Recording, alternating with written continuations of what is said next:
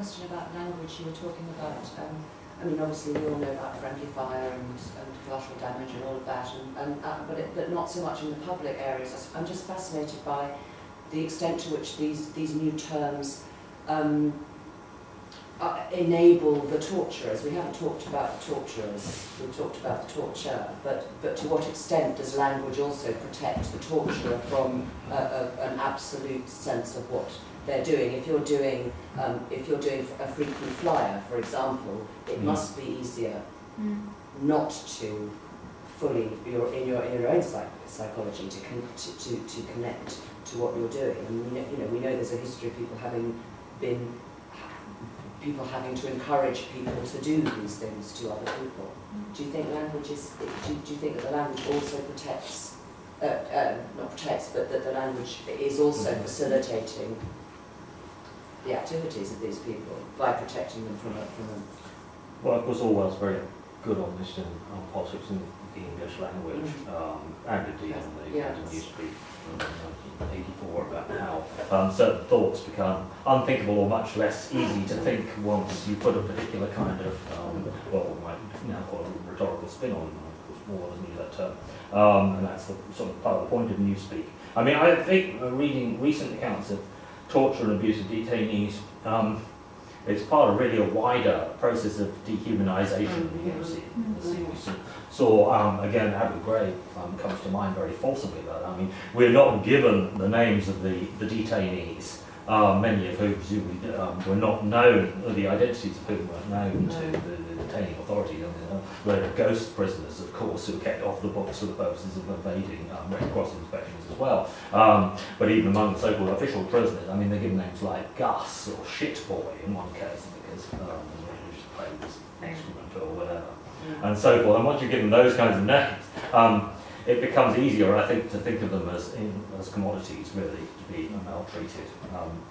So it's not just about having an operative vocabulary that you can use, which is certainly true as well. I mean, the very phrase standard operating procedure suggests that. I think it's something that's actually being proceduralised and thereby legitimated in a way.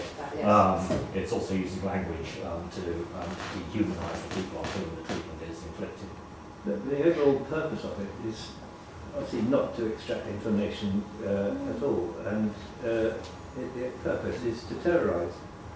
Isn't it? And you can sit there and deny using torture, but the people who you want to terrorise know bloody well that you're lying. I think that's absolutely right, and I think that's how the photographs. Why everybody says, why after they take photographs? They took photographs so they could show other people that they were going to treat like this, that they treated people like this. I think, and also in the Muslim world, there's a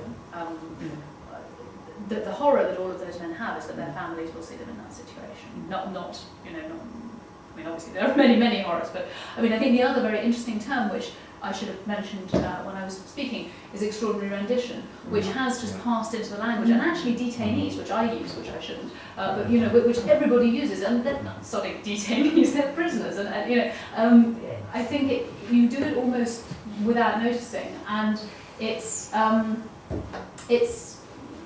I think that there is an insulation. I would also mention that the upside of rendition in terms of torture, or the reason behind it. Binyam Mohammed was tortured in Morocco, and there is this concept of exporting terror and exporting torture to places where it is the norm. As a wit said, that there's no film called Mr. Smith Goes to Cairo. That it is there is this thing where very often it's not the American or the English people who are doing it. It's people who are being paid to do it, and who, I've no idea really what the psyche of a torturer is. I imagine it's quite difficult to insulate yourself, even with language, from what's happening.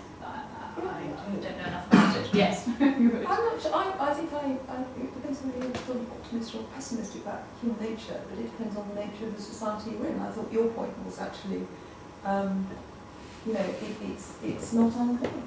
That's what's so so it's a very Montesquieu sort of point. You depend on the quality of the institutions you live in to protect you from. That's what the Milgram experiments were. That very ordinary people. Perfectly nice, perfectly the standard, perfectly nice people very nice to their children, who believed that they were democrats, with the tiniest bit of authority. Apparently were quite happy to inflict pain. So I suppose it seems to be sort of fragile. We may be more fragile. And also than we think. I think it's also being a believer. You know, I think a lot of torturers believe that they are doing a good thing, and that these actually are the worst people in the world, and that therefore this is. And it's not that you don't get any information out of torture. You know, you can get very useful information out of torture. I mean, I would say you can also get useless information. The dangerous thing is you don't know which is which. But you know, it's not completely pointless. Certainly, it was put to me quite forcefully over this weekend with some civil servants. That it had been that we had used stuff that had been efficient, but it's short-term efficiency. That's what you would say is the. And it's what you know. Is it what you want to do? It's just a. It's what bad guys do. Yeah, But it's what.